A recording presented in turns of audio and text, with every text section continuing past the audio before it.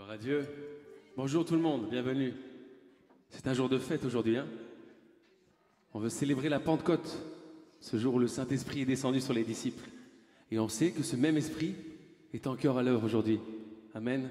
On a la certitude d'ailleurs qu'il est présent dans ce lieu, qui va embraser nos cœurs ce matin. Il est là pour consoler, il est là pour renouveler. Alors je compte sur vous, pour louer notre Dieu, de tout notre cœur, tous ensemble.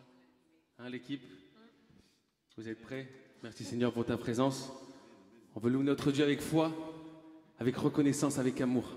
Amen. Laissons-nous remplir par le Saint-Esprit ce matin.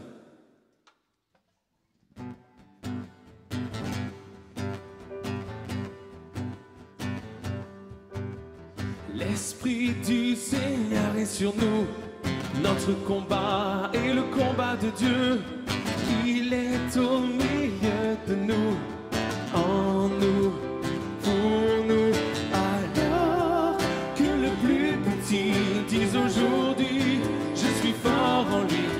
Et que le plus faible aussi dise, je puis tout, car il me fortifie. Je puis tout, car il me fortifie. Sur nos fronts, un nom glorieux. À nos côtés, une puissante armée. Oh, nous donne de triompher. En lui, pour lui. Alors que le plus petit dise aujourd'hui, je suis fort en lui. Et que le plus faible aussi dise, je puis tout, car il me fortifie. Je puis tout, car il me fortifie. Oh. On reprend. L'Esprit du Seigneur. L'Esprit du Seigneur est sur nous. Notre combat est le combat de Dieu. Il est au milieu de nous, en nous, pour nous. Alors que le plus petit dise aujourd'hui, je suis fort en lui. Et que le plus faible aussi dise, je puis tout, car il me fortifie. Je puis tout, car il me fortifie. Sur nos fronts, un nom glorieux. À nos côtés, une puissante armée. Oh, nous donne de triompher. En lui, pour lui. Alors que le plus petit dise aujourd'hui, je suis ferme en lui. Et que le plus faible aussi dise, je puis tout, car il me fortifie. Je puis tout, car il me fortifie. Oh, me fortifie. Oh.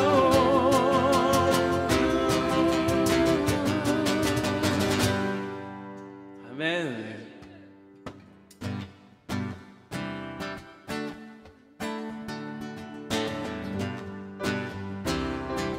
Comme les disciples, le jour de la Pentecôte. Cette puissance est pour moi, amen. C'est l'Esprit de Dieu. Allons ensemble, nous avons reçu.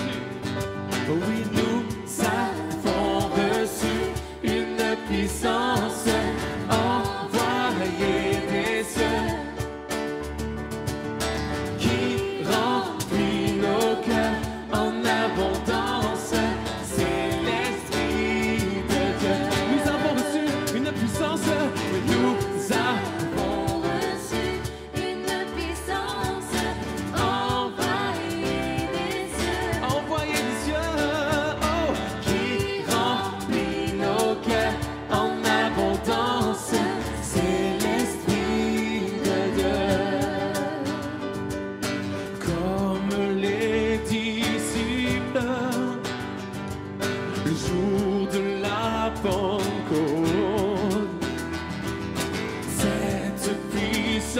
fait pour moi, enfant du roi. Oh, oh, hey. Nous avons reçu une puissance envoyée des cieux qui remplit nos cœurs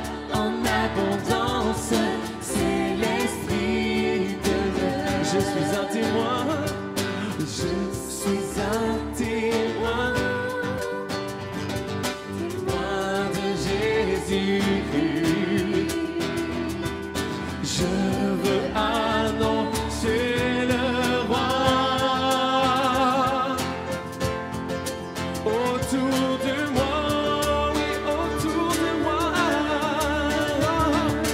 Nous avons reçu une puissance envoyée des cieux qui remplit nos cœurs en abondance. C'est l'Esprit de Dieu. Nous avons reçu une puissance envoyée des cieux qui remplit nos cœurs en abondance. C'est l'Esprit. Dernière fois. Nous avons reçu, oui, nous avons reçu une puissance envoyée des cieux qui remplit nos cœurs en abondance. C'est l'Esprit de Dieu. C'est l'Esprit de Dieu. C'est l'Esprit de Dieu.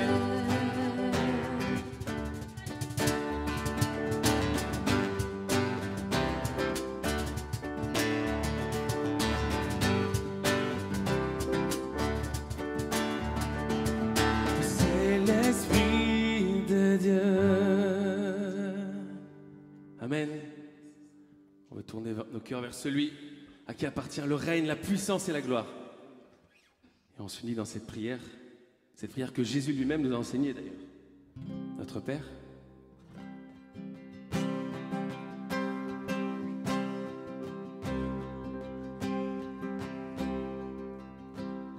notre Père dans le ciel, que ton nom soit sanctifié, que ton royaume vienne, où l'on fait ta volonté. Donne-nous aujourd'hui le pain dont nous avons besoin. Le pardon est acquis pour nous et pour notre prochain. Chantons gloire à Dieu. Oui, gloire à Dieu. Gloire à notre Père. Gloire à Dieu. Nous chantons gloire à Dieu. Gloire à notre Père, à lui le règne, la puissance, amen. Notre Père dans le ciel, que ton nom soit sanctifié, ton royaume vienne, nous voulons faire ta volonté. Donne-nous aujourd'hui le pain dont nous avons besoin. Le pardon est acquis pour nous et pour notre prochain. Gloire à Dieu, Gloire à notre Père. Gloire à Dieu. Nous chantons gloire à Dieu. Gloire à notre Père. À lui le règne, la puissance. Amen. Nous nous chancellerons face à nos tentations. Tu nous délivres du mal.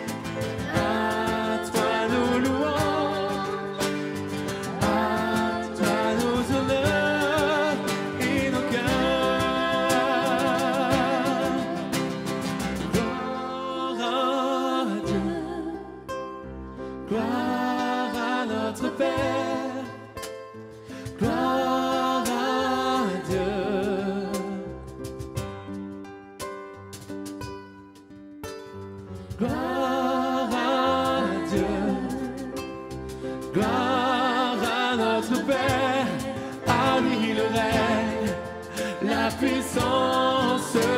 Amen. À lui le règne, à lui le règne, la puissance. Amen. À lui le règne, à lui le règne, la puissance. Amen. Glorieux Père, nous t'exaltons. Vers toi s'élèvent nos louanges. Tu es là, Seigneur, et nos cœurs sont dans la joie. Nous bénissons ton précieux nom. Reprends, glorieux Père. Glorieux Père, nous t'exaltons. Vers toi s'élèvent nos louanges. Oh oui, tu es là, Seigneur, et nos cœurs sont dans la joie. Nous bénissons ton précieux nom. Nous chantons bien.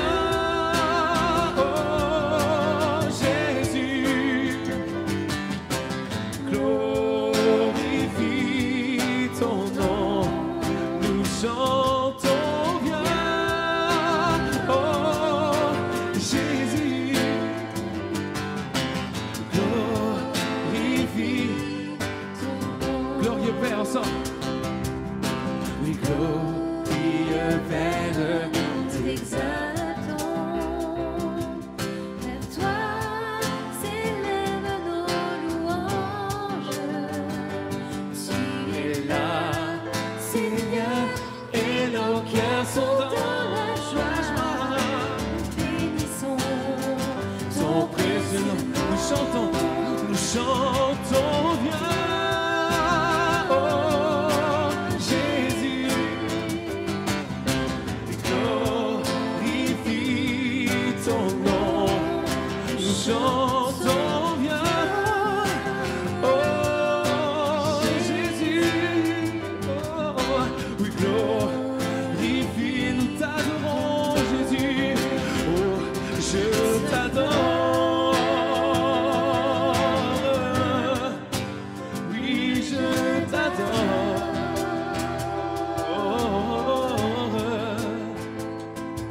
Si je vis, Seigneur, c'est pour t'adorer. Oh, je t'adore, oui, je t'adore.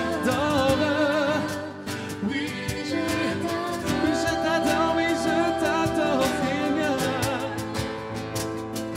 Si je vis, Seigneur, tu es notre raison de vivre, Jésus. Oh, c'est la raison. Et c'est la raison pour laquelle je vis. C'est la raison pour laquelle je vis. C'est la raison pour laquelle je vis. Pour t'adorer, Seigneur. C'est la raison. Oui, c'est la raison pour laquelle je vis. C'est la raison pour laquelle je vis. Merci pour ton œuvre dans nos vies, Seigneur. Pour laquelle je vis. Nous voulons vivre pour toi, pour t'adorer, Seigneur.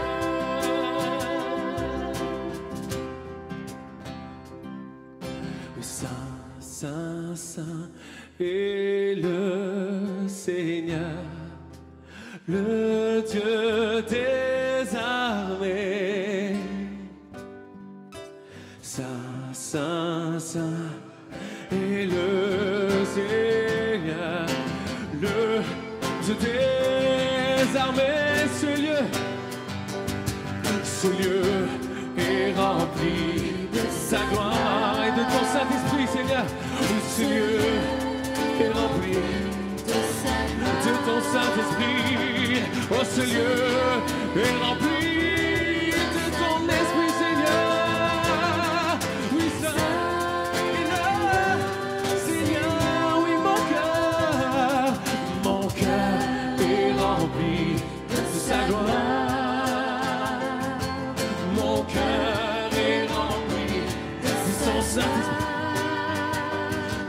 cœurs et remplis de sa gloire.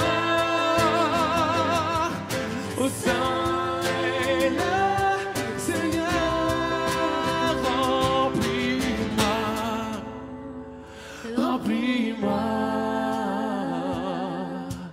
Inonde-moi de ta présence, remplis-moi, remplis-moi. Inonde-moi de ta présence, remplis-moi. Seigneur, envoie ton Saint-Esprit dans ce lieu. Inonde-moi de ta présence, remplis-moi. Père, visite-nous puissamment par ton esprit. Inonde-moi de ta présence et remplis nos cœurs de ta présence, Seigneur. Remplis nos vies de ta présence, Seigneur. Répands ton esprit, remplis sur ton peuple, Seigneur. Oh, remplis-moi, viens toucher chaque âme, Seigneur. Viens transformer nos vies, Seigneur. Inonde-moi de ta présence. Nous avons soif de toi, Seigneur. Viens inonder nos vies, Seigneur. Inonde-moi de ta présence. Remplis ce lieu de ta sainteté. Remplis ce lieu de ta puissance. Inonde-moi de ta présence. Remplis-moi, remplis-moi, Remplis-moi, remplis-moi.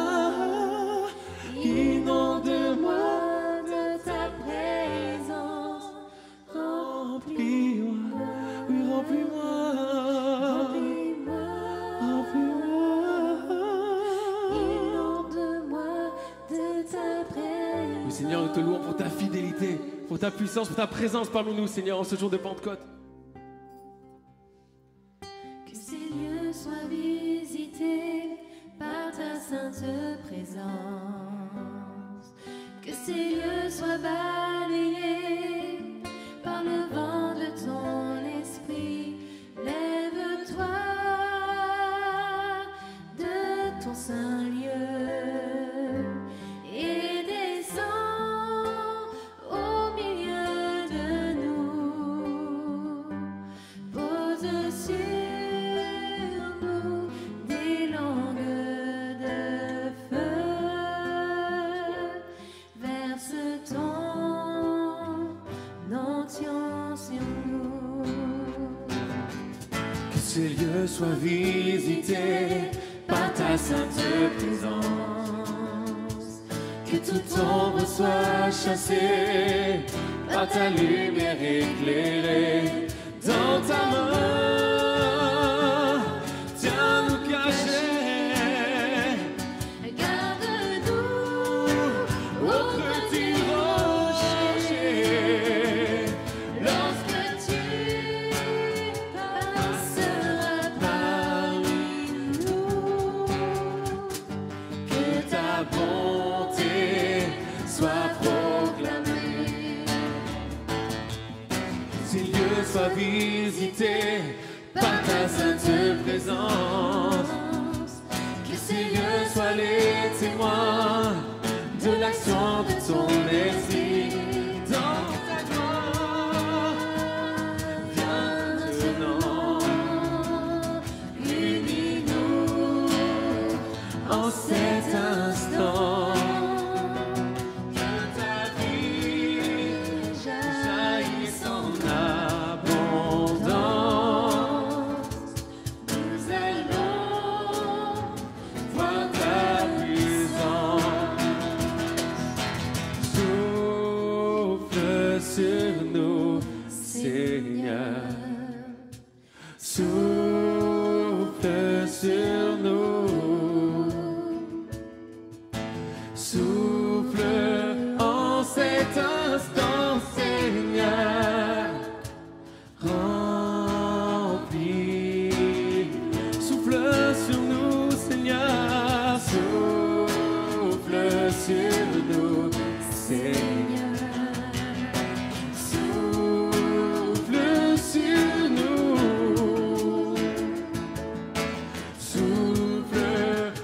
cet instant, Seigneur, remplis-moi.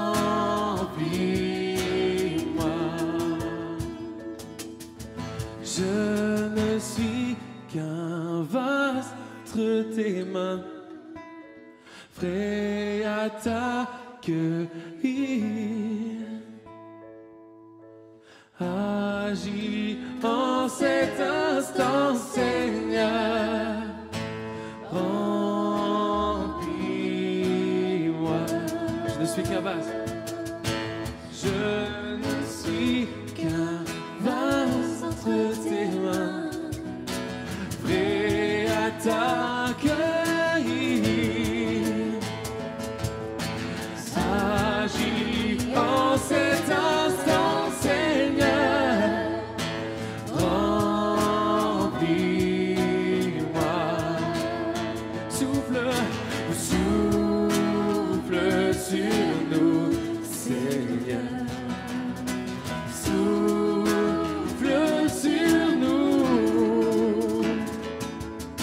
Souffle en cet instant, Seigneur.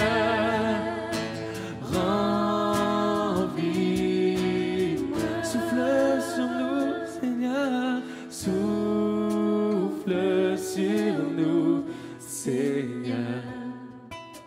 Souffle sur nous.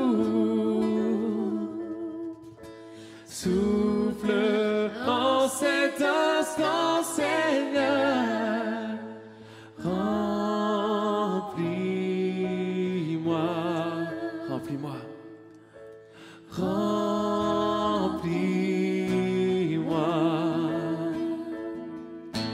Remplis. Souffle sur nous, Seigneur. Remplis. Remplis-nous de ton Saint-Esprit. Souffle, souffle. Oui, souffle sur nous, Seigneur. Souffle sur nous. Souffle sur nous, Seigneur. En cet instant, Seigneur, remplis-moi.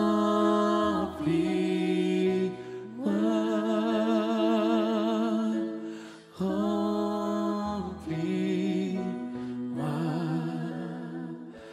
Oui,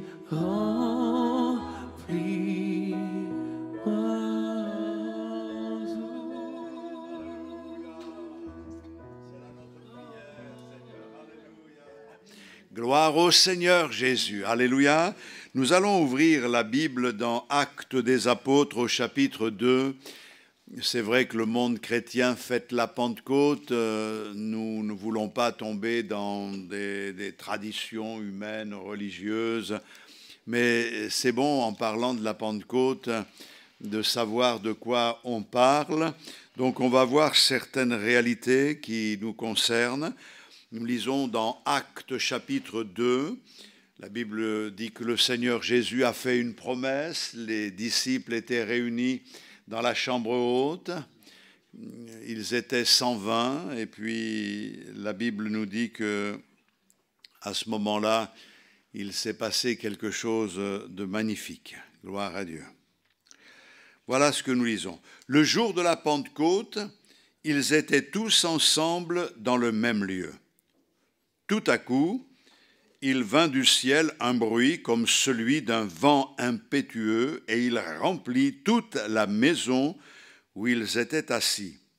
Des langues semblables à des langues de feu leur apparurent, séparées les unes des autres et se posèrent sur chacun d'eux. Et ils furent tous remplis du Saint-Esprit et se mirent à parler en d'autres langues selon que l'Esprit leur donnait de s'exprimer. Or, il y avait en séjour à Jérusalem des Juifs, hommes pieux de toutes les nations qui sont sous le ciel. Au bruit qui eut lieu, la multitude accourut et elle fut confondue parce que chacun les entendait parler dans sa propre langue. Alléluia. C'est à ce moment-là, au bout d'un moment, que Pierre et les autres sont sortis de la chambre haute. Et Pierre a pris la parole, a annoncé le message de l'Évangile, disant que c'était l'accomplissement de la promesse de Joël. Et puis on arrive au verset 37 qui dit ceci: « Après avoir entendu ce discours, chapitre 2, verset 37, ils eurent le cœur vivement touché et ils dirent à Pierre et aux autres apôtres, « Hommes frères, que ferons-nous » Pierre leur dit, « Repentez-vous et que chacun de vous soit baptisé au nom de Jésus-Christ pour le pardon de vos péchés, et vous recevrez le don du Saint-Esprit. Car la promesse est pour vous, pour vos enfants et pour tous ceux qui sont au loin, en aussi grand nombre que le Seigneur notre Dieu les appellera. » Et par plusieurs autres paroles, il les conjurait et les exhortait, disant, « Sauvez-vous de cette génération perverse. » Ceux qui acceptèrent sa parole furent baptisés, et en ce jour-là, le nombre des disciples augmenta d'environ 3000 âmes. Ils persévéraient dans l'enseignement des apôtres, dans la communion fraternelle, dans la fraction du pain et dans les prières. La crainte s'emparait de chacun et il se faisait beaucoup de prodiges et de miracles par les apôtres. Amen et amen. Ça, c'est ce qui s'est passé le jour de la Pentecôte. On va essayer de parler de certaines choses, mais la Pentecôte, c'est aujourd'hui aussi, hein? Oui ou non? Bon, si vous n'êtes pas convaincu, je vais essayer de vous convaincre. Si vous êtes convaincu, alors il faut que notre foi soit en action pour pouvoir voir la gloire de Dieu. Vous savez, la Pentecôte est une expérience fondamentale pour l'Église. D'ailleurs, c'est à la Pentecôte qu'est née l'Église. Après le sacrifice de Jésus-Christ, il y a eu la naissance de l'Église. La résurrection de Jésus a amené la Pentecôte, l'Esprit est descendu et a rempli tous ceux qui étaient réunis. À partir de là commence une ère nouvelle, cette ère de la grâce avec la Pentecôte, l'Église de Jésus-Christ. Et c'est pour cette raison que la question que l'on doit se poser ce matin est celle-ci. On n'aime pas trop les titres, mais sommes-nous pentecôtistes ? Je pense que c'est important de pouvoir répondre à cette question parce que la Pentecôte, c'est la marque distinctive de l'Église du Seigneur Jésus-Christ. Nous avons besoin aujourd'hui plus que jamais d'être remplis, d'être baptisés dans le Saint-Esprit. Il y a des expériences à faire et nous nous laissons conduire dans ce message. Nous trouvons 3 dimensions directes dans l'œuvre du Saint-Esprit. Lorsque l'Esprit de Dieu est venu et a rempli tous ceux qui étaient réunis, et à partir de là, tous ceux qui donnaient leur vie au Seigneur, car comme nous l'avons vu, la promesse, elle est pour vous, pour tous ceux qui croiront, en aussi grand nombre que le Seigneur les appellera. Elle est pour vous, pour vos enfants, elle est pour vos familles, elle est pour tous. C'est extraordinaire parce qu'a commencé une ère nouvelle où jusque-là, l'Esprit venait sur certaines personnes, les conduisait, leur permettait d'accomplir des exploits. Mais là, à la Pentecôte, l'Esprit de Dieu est répandu sur tous. Et quelque chose de particulier est souligné ici, c'est qu'ils étaient 120 le jour de la Pentecôte et tous ont été remplis du Saint-Esprit. Ça veut dire que le Seigneur veut nous remplir tous du Saint-Esprit. Ce n'est pas une promesse qui est faite pour quelques-uns, c'est tous, nous devons être remplis du Saint-Esprit. Donc la Pentecôte a été une vérité prophétisée dans l'Ancien Testament, on le soulignera, mais il y a des dimensions particulières qu'elle apporte à l'Église aujourd'hui. La première des dimensions, c'est que le Saint-Esprit a été donné pour accomplir une œuvre en nous. C'est une œuvre intérieure. Le Saint-Esprit nous communique la justification, agit en nous pour notre régénération. Il vient en nous pour notre purification, tout en nous donnant une énergie nouvelle. Et c'est quelque chose qui se produit en nous d'une manière profonde et d'une manière radicale. Et je crois que l'Esprit de Dieu qui nous est accordé en nous témoigne à notre esprit que nous sommes enfants de Dieu. Et c'est pour cette raison que nous pouvons nous écrier « Abba », c'est-à-dire « Père ». Dieu est notre Père. Nous vivons cette expérience par la nouvelle naissance, mais c'est l'Esprit de Dieu qui illumine, éclaire, enseigne notre esprit, nous convainc de ces choses. Et cette action de l'Esprit est indispensable aujourd'hui. Nous voulons que l'Esprit se répande comme promis sur toute chair et amène justement chacun à réaliser l'importance d'ouvrir son cœur et que l'Esprit de Dieu agisse en nous. Je crois que l'Esprit de Dieu ce matin veut encore agir en nous pour nous nettoyer, nous débarrasser notre esprit de ce qui nous encombre, pour nous consoler, pour nous relever, pour nous affermir, pour nous permettre de réaliser le privilège que nous avons afin que nous ne soyons pas comme des enfants abattus, accablés, mais qui pensent qu'à leur douleur, qu'à leur faiblesse, qu'à leurs problèmes. Mais dans nos douleurs, dans nos problèmes, dans nos épreuves, de pouvoir lever la tête et de continuer à nous réjouir parce que l'œuvre que Dieu accomplit n'est pas extérieure d'abord, elle est intérieure, elle est dans nos cœurs. Le Saint-Esprit apporte une deuxième chose, c'est qu'il accomplit une œuvre d'élévation. Nous l'avons chanté tout à l'heure, glorifie ton nom, glorifie ton nom. C'est le rôle du Saint-Esprit. Il est dit dans l'évangile de Jean au chapitre 16 et le verset 4, Jésus dit, quand il viendra, il me glorifiera, car il prendra de ce qui est à moi et vous l'annoncera. Le rôle du Saint-Esprit, c'est de nous amener à glorifier Jésus, fait de nous des adorateurs. Et ce matin, nous ne pouvons pas être dans ce culte et ne pas glorifier Jésus, sinon ça voudrait dire qu'il y a un problème quelque part dans notre relation avec Dieu.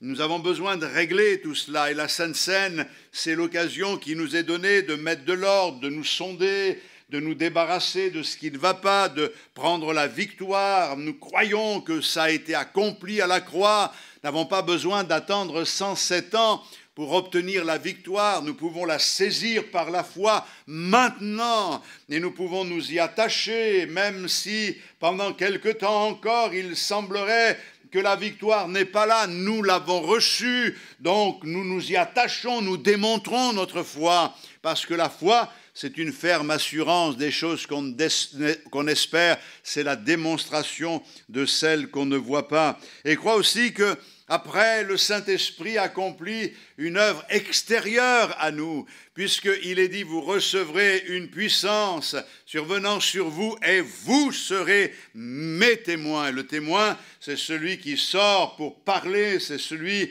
qui sort pour dire ce qu'il a vu, ce qu'il a constaté, ce qu'il a expérimenté. C'est le rôle du témoin, mais vous remarquerez quand même que le verbe qui est utilisé, c'est le verbe être, vous serez, parce que rendre témoignage, c'est bien, il y a des gens qui rendent témoignage, qui parlent du Seigneur, mais qui ne sont pas eux-mêmes convertis à Jésus-Christ.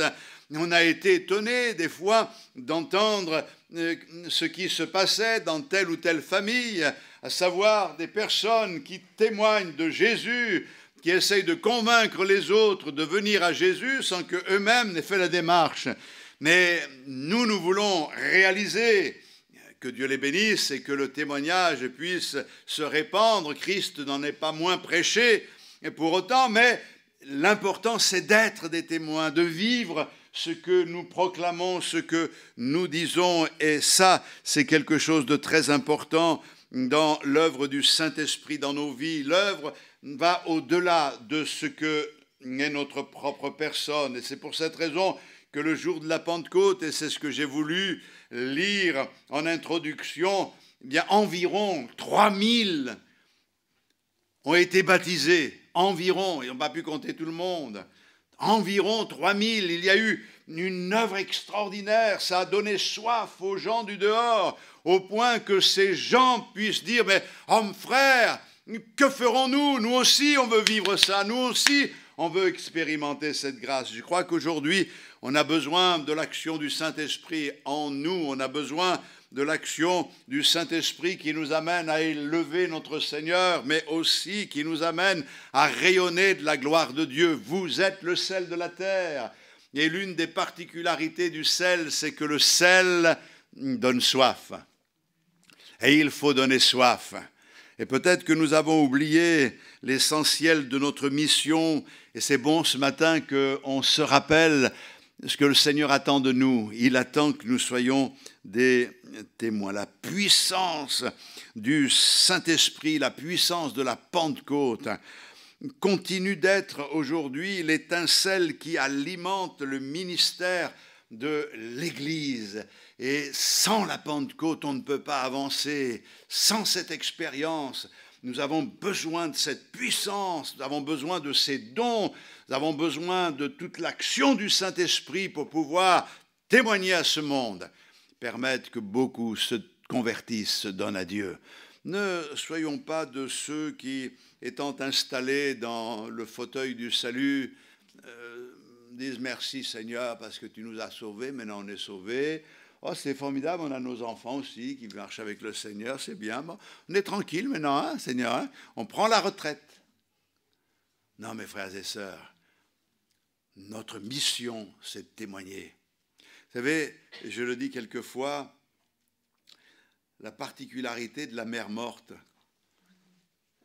c'est particulier cette mer. La mer morte reçoit l'eau du Jourdain qui coule en permanence, mais cette eau est morte. Pourquoi?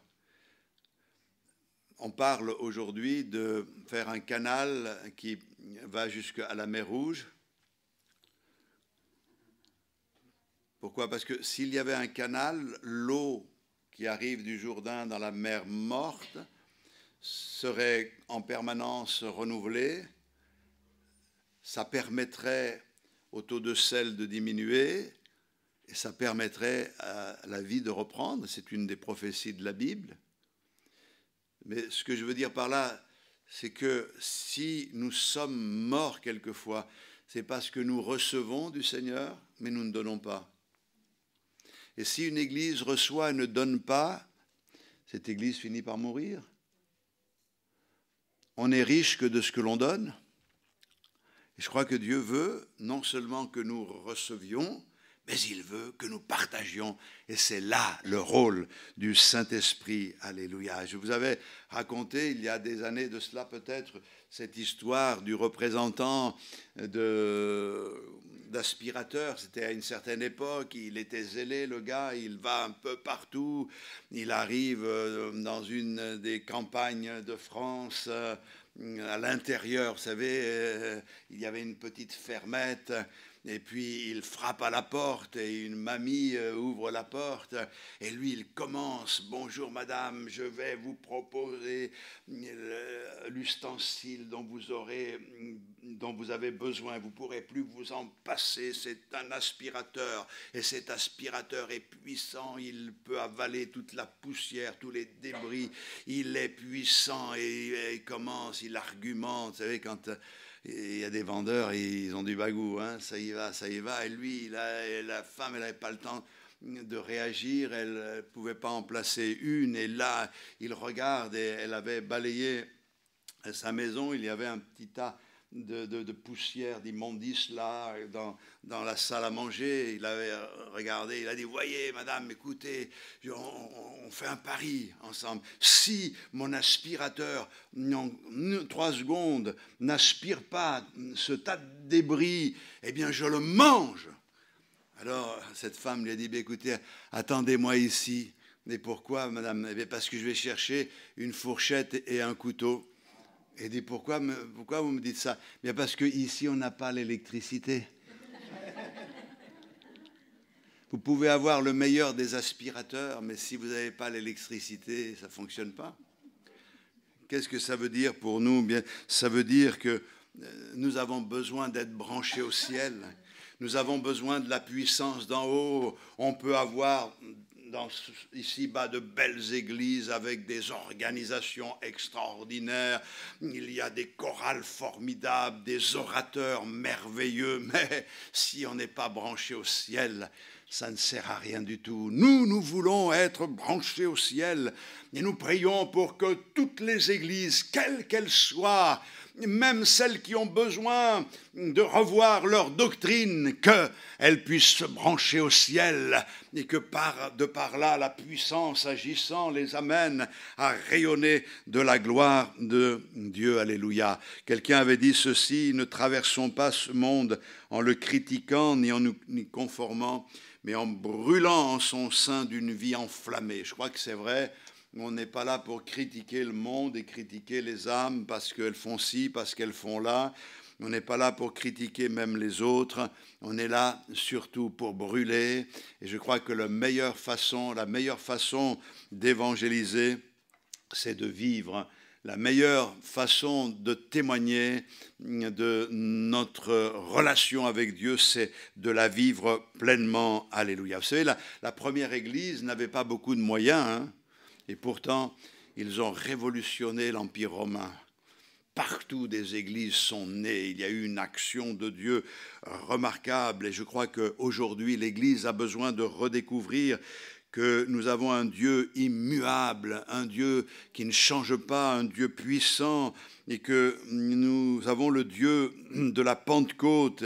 Et il veut répandre encore cette réalité dans nos vies. D'ailleurs, la Pentecôte, c'est une chose qui est acquise, puisque Jésus a dit, lorsque je serai auprès du Père, je vous enverrai l'autre consolateur. Et le jour de la Pentecôte, l'Esprit de Dieu a été répandu. C'est aussi le témoignage que Jésus est bien arrivé, et un témoignage que ce qu'il avait promis, il l'accomplit.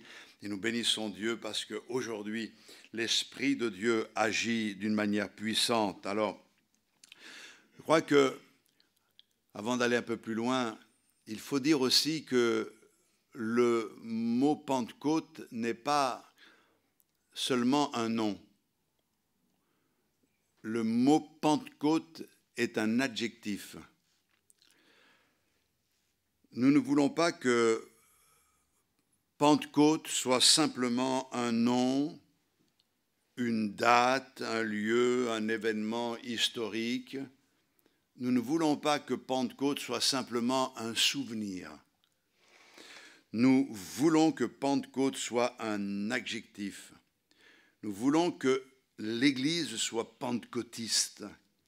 Nous voulons que chacun d'entre nous soyons pentecôtistes.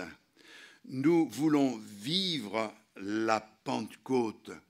Le nom n'est rien s'il n'y a pas la réalité de la Pentecôte. Nous pouvons dire, nous, on fait partie d'une église évangélique, c'est une petite assemblée qui fait ses premiers pas. Nous sommes une église pentecôtiste. Oui, mais ce n'est pas tout de dire ça, mais il faut vivre la Pentecôte. Il faut que cette réalité agisse dans nos vies. Il faut que la Pentecôte soit fermement établie en nous. Nous avons un intitulé Assemblée biblique, mais assemblée biblique ou assemblée évangélique, c'est une chose. Ce qui est important, c'est de vivre la réalité de la Pentecôte. Alléluia. Le Saint-Esprit, qui est Dieu, la troisième personne de la Trinité, doit pouvoir se mouvoir au milieu de nous, en nous, agir dans nos cœurs, agir au travers de nous, agir par nous. Et ça, c'est quelque chose que nous devons vivre au présent. C'est quelque chose qui nous concerne tous. Alors, je vais souligner 3 points. Premier point, c'est que la Pentecôte nous offre d'abord un objectif. Nous, on remarque, et ça c'est bon pour notre instruction, que le timing de Dieu est vraiment précis. Le jour de la Pentecôte.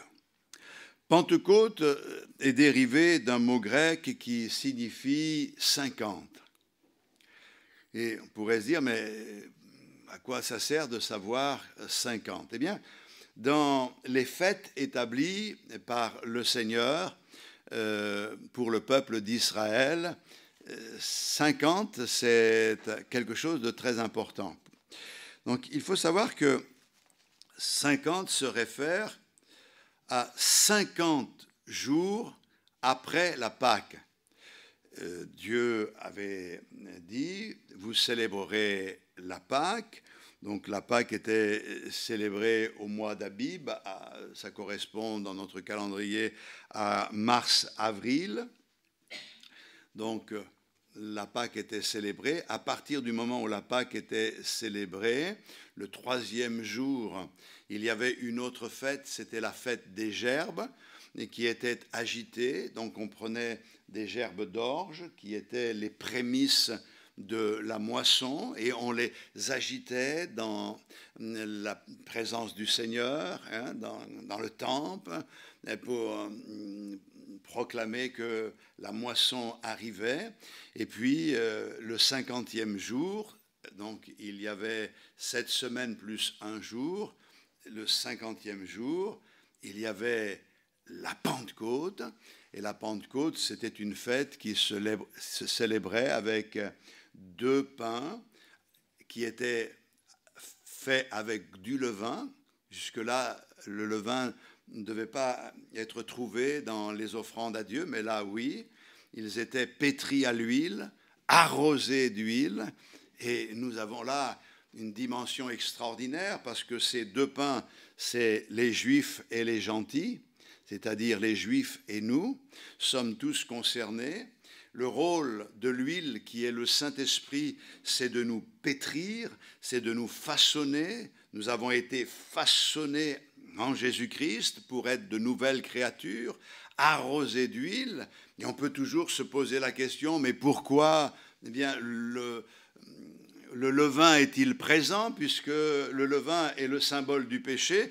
Eh bien, tout simplement parce qu'il y a un miracle que j'ai souligné dans ma prière qui est quelque chose qui dépasse notre entendement, c'est que l'Esprit de Dieu, Dieu lui-même, vient faire sa demeure dans chacun d'entre nous qui sommes encore dans un corps de faiblesse, encore des pécheurs. Nous sommes pécheurs et pourtant Dieu agit en nous. Et il reçoit cette offrande d'une manière extraordinaire. Et là, ce qui se passe avec Jésus-Christ, c'est qu'il a été crucifié. Donc il y a la réalisation de la Pâque, savoir Christ est mort. Le 3e jour, il est ressuscité. Il est les prémices de ceux qui croient. Donc c'est les gerbes qui sont agitées. C'est quand même extraordinaire. Et si on compte après Pâques, Jésus ressuscite, il apparaît à ses disciples et il reste avec eux pendant combien de temps ? 40 jours. Hein ? C'est ce qui est écrit. Donc il y a eu la Pâque, la résurrection, il reste avec eux.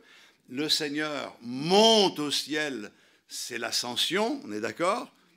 Et puis, le 50e jour, alors qu'ils étaient réunis, eux, ils n'avaient pas encore fait le lien entre les fêtes de l'Ancien Testament et ce qu'ils étaient en train de vivre, tout simplement parce que l'Esprit de Dieu devait leur rappeler ces choses. Et nous devons savoir que quand Dieu établit quelque chose, c'est clair, c'est précis, c'est minuté, c'est vraiment formidable. Mais le jour de la Pentecôte, la Bible nous dit qu'il y eut un vent, le bruit d'un vent comme un vent impétueux, des langues de feu leur apparurent, séparées les unes des autres. Ils furent tous saisis, ils furent remplis du Saint-Esprit, ils se mirent tous à parler en langue et ça a fait tellement de bruit que les gens qui étaient venus à la fête se sont détournés pour voir ce qui se passait. Pierre et les apôtres sortent de la chambre haute. Jusque-là, ils étaient enfermés, pas parce qu'ils avaient un peu peur, mais là, il y a une formidable libération qui s'opère. Pierre prêche un message qui bouleverse les âmes. Hommes, frères, que ferons-nous? Plus de 3000 se convertissent, et sans compter ceux qui se sont ajoutés à l'Église après, puisqu'il est parlé de 5000. Et puis chaque jour, le Seigneur ajoutait à l'Église ceux qui étaient sauvés. Alors, ce timing, on pourrait dire, mais est-ce que c'est vraiment important? C'est important pour que l'on sache que quand Dieu fait quelque chose, il sait ce qu'il fait. Nous, on ne comprend pas tout, mais lui, il le fait. Et ces choses sont établies et sont annoncées pour que quand elles arrivent, cela nous serve de témoignage. Moi, ça m'encourage de savoir la Pentecôte, les 50 jours, etc. Ça m'encourage parce que je vois que Dieu est au contrôle et à l'heure près, à la seconde près, les choses se passent comme il l'a prévu. Mais pourquoi c'est important? Je vais souligner ça ce matin simplement de manière, je dirais, simple. Je souligne cela parce que on remarque que la Pentecôte, c'est une fête qui a été établie au moment de la moisson. Il y a eu les gerbes pour dire ça y est, Jésus est ressuscité, il est les prémices. Ensuite, il y avait la moisson, on pouvait faire ses pains, on pouvait les offrir à Dieu. Ce que ce texte annonce, c'est que le Saint-Esprit est envoyé pour la récolte des âmes, pour le salut des âmes. L'objectif de l'Église, c'est l'évangélisation des pécheurs. Notre objectif, c'est de proclamer à ce monde qu'il a besoin d'être sauvé. Et ce n'est pas l'objectif de l'Église en offrant des réunions d'évangélisation, c'est notre objectif, à nous personnellement, de pouvoir parler autour de nous, d'amener des âmes à l'écoute de la parole de Dieu, de les suivre dans la prière et de permettre que Dieu agisse dans leur vie. Nous faisons notre part, mais Dieu fera la sienne. Alléluia. Et puis, la Pentecôte, c'est pas seulement le fait de se dire, lorsque la Pentecôte vient aussi la récolte. Nous avons besoin de cette visitation d'en haut pour la récolte. Et je crois que l'Esprit de Dieu est à l'œuvre dans ce monde, même si on ne s'en rend pas toujours compte. Mais nous bénissons Dieu pour ce qui a été fait, en croyant qu'il y a encore bien des âmes que le Seigneur veut sauver. Mais la Pentecôte produit aussi l'unité. Alors, vous allez me dire, vous êtes mal placé pour parler d'unité, mais je pense que l'Esprit de Dieu veut unir dans ces temps de la fin l'Église. Mais l'unité, ce n'est pas l'uniformité. Et l'unité qui nous amène dans une authentique communion, la communion, c'est un mot qui veut dire avoir en commun. C'est-à-dire que nous devons vivre une unité avec ceux qui partagent la même vision, la même doctrine, la même foi, et qui proclament qu'il n'y a qu'un seul Seigneur. La Bible nous dit que ceux qui étaient réunis dans la chambre haute C'est écrit dans Acte 1, verset 12, c'est les apôtres. Il y avait Marie, mère de Jésus. On sait que ce jour-là, elle a été baptisée du Saint-Esprit. C'est formidable. Il y avait les femmes qui suivaient Jésus. Il y avait plusieurs disciples. Et donc, ce que l'on peut lire, c'est que les personnes qui étaient réunies, c'était des personnes qui venaient de différents horizons. Ils étaient là simplement parce qu'ils obéissaient à l'ordre du Seigneur, restaient en place, attendaient que la promesse s'accomplisse. Ils ne savaient pas quand, ils ne savaient pas à quel moment, ils ne savaient pas sous quelle forme, mais le jour de la Pentecôte, ils ont été tous remplis du Saint-Esprit, sans distinction aucune.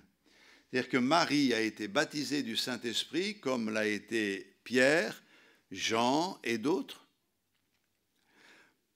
Ce qui veut dire que le baptême du Saint-Esprit est une expérience qui est réservée à nous tous.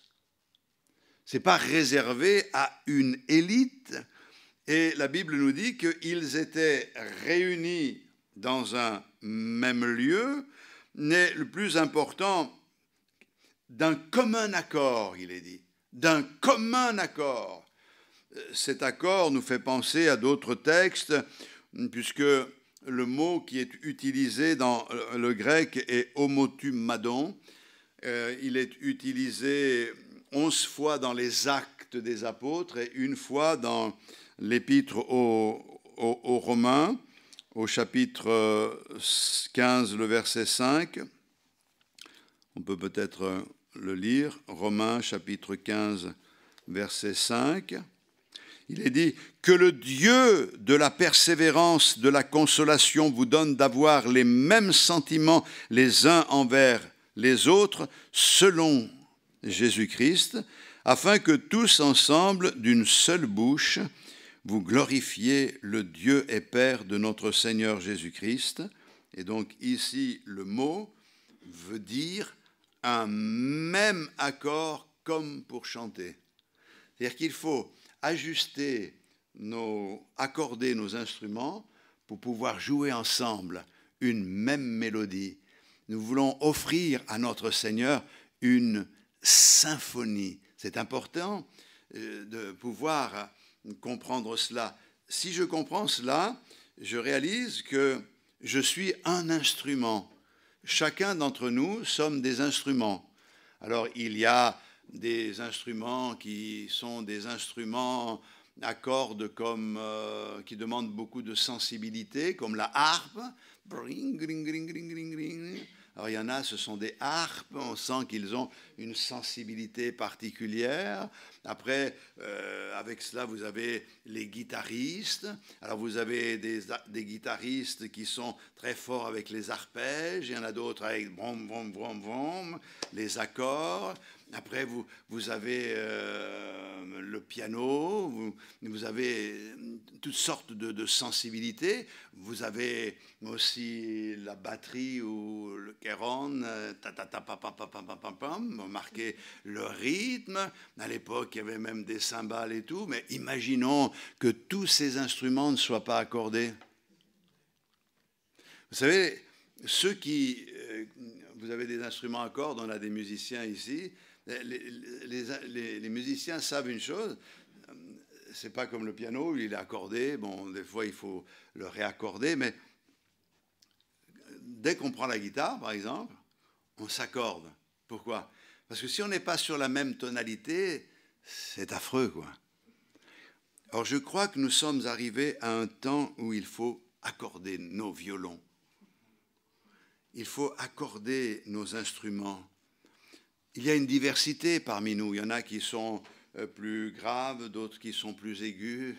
Il y en a qui touchent les cordes sensibles de notre âme, d'autres qui nous imposent un certain rythme. Ça dépend. La personne, le témoignage, on le comprend cela, mais c'est ce qui se passe, c'est que le jour de la Pentecôte, ils étaient d'un commun accord. Ils avaient réussi en cherchant le Seigneur à s'accorder. Ils étaient en phase avec le ciel. Et je crois que nous devons accorder nos instruments avec les instruments du ciel. Il faut que nous soyons en accord. Et quelquefois, dans certains conservatoires, ils organisent des concerts où ils viennent de différents conservatoires. Ils n'ont pas eu le temps même de répéter ensemble. Ils accordent leurs instruments, ils se mettent à jouer. Mais bon, c'est magnifique quand on les entend. Et on n'entend pas de fausses notes, sauf peut-être des spécialistes qui ont l'oreille très affûtée. Mais je veux dire par là que c'est extraordinaire. Et pourtant, ils ne sont pas ensemble, ils ne se connaissent pas. Mais ils jouent la même chose. Nous savons que dans le ciel, nous retrouverons notre Seigneur. Et les anges, les archanges, les chérubins, tous nos frères et sœurs qui nous ont précédés dans la gloire, et tous ensemble, nous serons accordés pour adorer notre Seigneur. Et ce matin, on a envie de dire au Seigneur, accorde nos instruments. Oh Seigneur, il faut peut-être tendre un peu la corde parce qu'elle s'est un peu relâchée et ça ne fait pas un bon son. Peut-être que la corde sensible de ton cœur s'est un peu relâchée.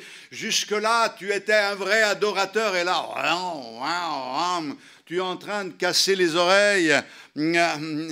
J'allais dire au ciel, mais c'est pas juste de le dire, car notre Dieu est un Dieu patient. On a besoin de se ressaisir. Laisse le Seigneur te prendre en main. Il sait comment utiliser l'instrument de ta vie. Alléluia. Le but, c'est de servir le Seigneur en commun.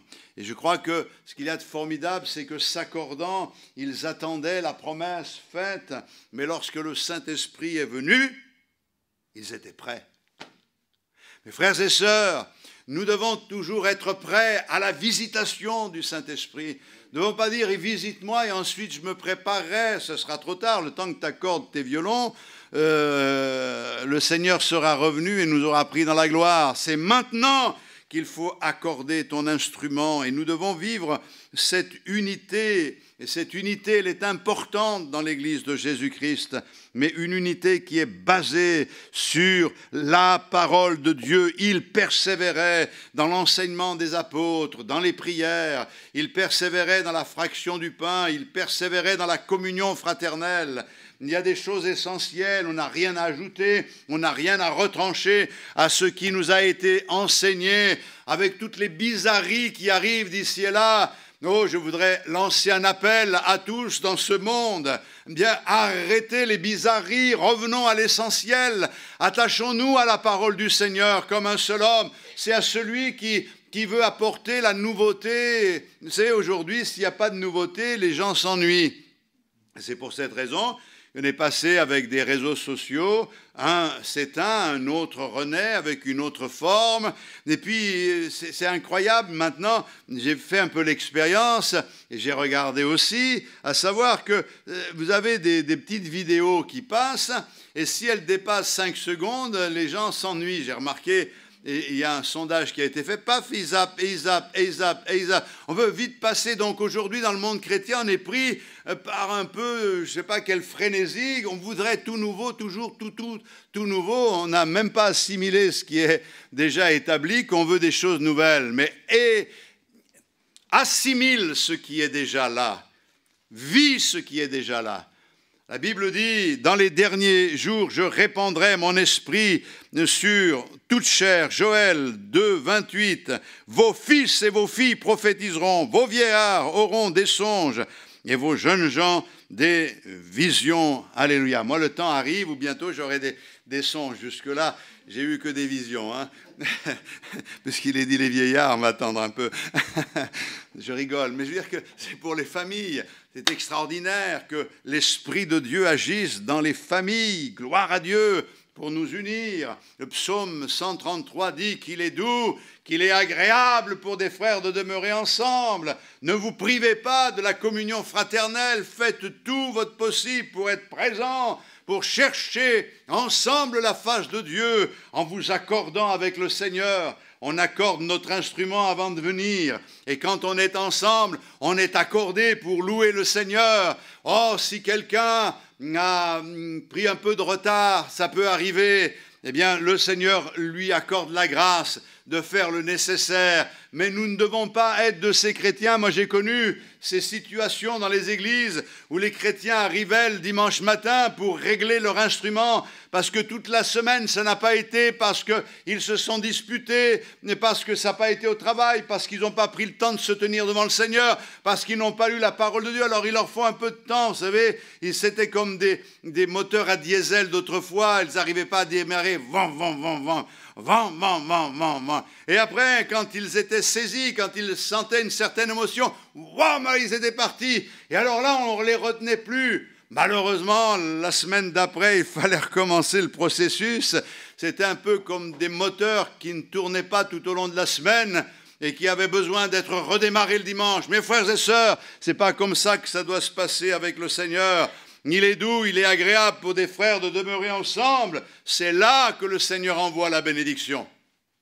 C'est là qu'il répand la vie pour l'éternité. Et on peut dire la vie éternelle. Alléluia. Alors aujourd'hui, j'ai besoin de l'action du Saint-Esprit. Et le Seigneur dit, si méchants comme vous êtes, vous savez donner de bonnes choses à vos enfants, méchants comme vous êtes, vous savez donner de bonnes choses à vos enfants, à plus forte raison, votre Père qui est dans le ciel, donnera-t-il le Saint-Esprit à ceux qui le lui demandent. Alléluia. Alors nous sommes là pour dire, Seigneur, moi pour mes enfants, je ferai tout, Seigneur. Tu vois, regarde tout ce que je fais pour mes enfants. Et le Seigneur dit, méchant comme tu es, tu fais des bonnes choses. Alors imagine le Seigneur, le désir qui est le sien de te bénir. T'as envie de faire du bien à tes enfants? Bien, sache que le Seigneur a envie de te faire du bien. Il a envie de te donner des grâces extraordinaires. Et puis, je terminerai en disant que Pentecôte suscite des serviteurs de Dieu. Je crois que l'expérience de la Pentecôte est l'expérience prioritaire de Dieu pour chaque croyant dans le Nouveau Testament. Nous avons tous besoin d'être remplis du Saint-Esprit. Ne vous éloignez pas, dira-t-il, de Jérusalem, mais attendez que vous soyez remplis du Saint-Esprit. Restez tranquilles. Ils étaient enfermés dans la chambre haute. Pierre s'était illustré quelque temps avant la résurrection. Il avait renié le Seigneur tellement il a eu peur d'une servante qui l'a reconnu comme faisant partie du groupe. Mais là, c'est lui le premier à parler, rempli du Saint-Esprit, on ne le reconnaît pas. C'est extraordinaire de voir la dynamique, le dynamisme, la force, l'onction que le Seigneur accorde en nous remplissant du Saint-Esprit. Le timide se met à parler, le timide se met à élever la voix, à louer le Seigneur. C'est pour cette raison qu'il est dit que nous n'avons pas reçu un esprit de timidité, de crainte. Nous n'avons pas reçu un esprit qui nous maintient dans notre servitude, mais nous avons reçu un esprit de force, un esprit d'amour, un esprit de sagesse. Et ça, c'est quelque chose qui s'est démontré à la Pentecôte. Gloire à Dieu pour ce qui se passe maintenant. Nous pouvons comprendre que le baptême du Saint-Esprit et le salut sont deux expériences différentes. Nous recevons Jésus dans notre cœur comme notre sauveur personnel et nous devenons à partir de là des enfants de Dieu. L'Esprit de Dieu habite en nous par la nouvelle naissance. C'est ce qui se passe depuis la Pentecôte. Le Seigneur vient faire sa demeure en nous, mais il n'en reste pas moins vrai qu'il existe une autre expérience. Cette expérience, c'est le baptême dans le Saint-Esprit. Et le baptême dans le Saint-Esprit, c'est être plongé, immergé dans la personne même du Saint-Esprit. C'est de pouvoir recevoir de la part de Dieu quelque chose qui coule sur nous, qui coule en nous, qui nous pétrit de l'intérieur, comme on l'a vu concernant les pains, mais arrosé d'huile et qui nous donne de la fraîcheur pour pouvoir annoncer Jésus-Christ, témoigner de son amour. Et le temps passant, les années passant, on reste les yeux fixés sur le Seigneur avec cet enthousiasme, cette joie, cette force. Alléluia. C'est là l'œuvre que le Seigneur veut accomplir dans nos vies. Alléluia. Je crois que ça, c'est très important de pouvoir le souligner ce matin. Alors, ne pense pas que parce que tu n'es pas baptisé du Saint-Esprit, tu es inférieur aux autres. Tu es enfant de Dieu. à partir du moment où Jésus est dans ton cœur. C'est lui qui témoigne que tu es enfant de Dieu par son esprit. Le Seigneur nous dit que nous lui appartenons. Nous avons la certitude du pardon des péchés, l'assurance de la vie éternelle. Nous le savons. C'est formidable, c'est l'Esprit de Dieu qui nous le dit. C'est une belle expérience qui est suffisante pour aller au ciel. Ce n'est pas le baptême du Saint-Esprit qui nous fait aller au ciel, c'est l'expérience de la nouvelle naissance. Cependant, quand on est né de nouveau, voyant les besoins qui sont autour de nous et comprenant qu'on ne peut pas y faire face par nos propres forces, alors on demande au Seigneur son aide. Et le Seigneur nous dit, voilà mon aide, c'est moi qui baptise du Saint-Esprit. Nous devons résister à ce monde. Je termine, mais je prends un exemple. Nous devons vivre dans l'unité et dans la recherche de l'action du Saint-Esprit. À la maison, j'ai un petit carré de gazon. J'ai remarqué une chose, c'est que le gazon, c'est beau quand on regarde de loin, mais c'est des tiges d'herbe, c'est tout vert, c'est beau. C'est un truc qu'il faut entretenir. Et si on le coupe régulièrement, le gazon pousse dru. Et comme il pousse dru, il ne donne pas beaucoup de chance aux mauvaises herbes de pousser. Ça arrive, donc de temps en temps on a une mauvaise herbe, mais ça ne pousse pas. Si le gazon est négligé, les mauvaises herbes vont pousser. Nous, notre force, c'est de pouvoir nous unir et de pousser dru, côte à côte. Et nous ne verrons pas.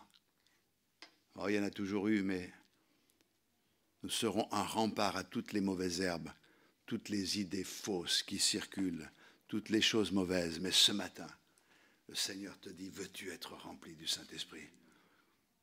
Il va me dire, mes frères, vous nous laissez comme ça sur une interrogation. Une autre interrogation.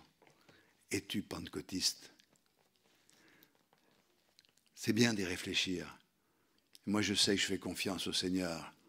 Le Seigneur peut te remplir du Saint-Esprit dans ta voiture. Il peut te remplir du Saint-Esprit chez toi. Prends le temps chez toi de chercher sa face. Et de dire, Seigneur, tu l'as promis, c'est pour moi, alors j'attends. Donne-moi le Saint-Esprit. Remplis-moi du Saint-Esprit. Baptise-moi du Saint-Esprit. Et il y aurait tant de choses encore à dire, mais que le Seigneur vous bénisse ce matin et que vous puissiez expérimenter déjà tout ce que nous avons vu. À Dieu soit toute la gloire. Amen. Alléluia, gloire à toi, Seigneur. Seigneur, je ne veux pas parler de la Pentecôte comme la date de ce moment précis où toi tu es intervenu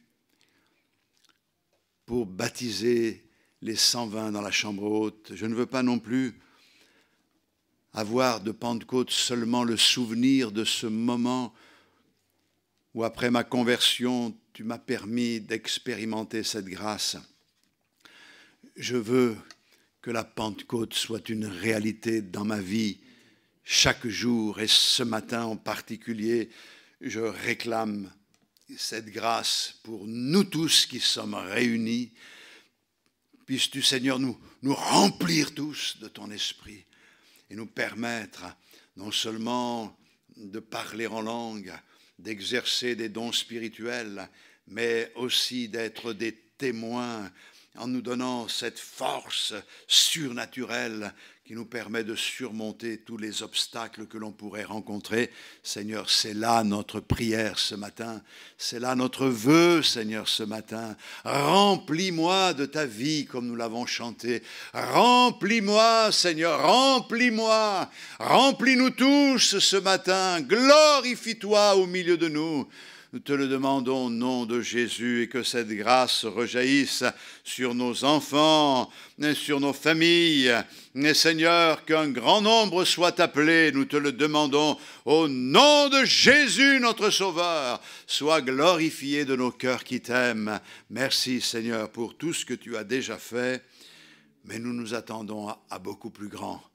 À toi soit toute la gloire. Au nom de Jésus. Amen.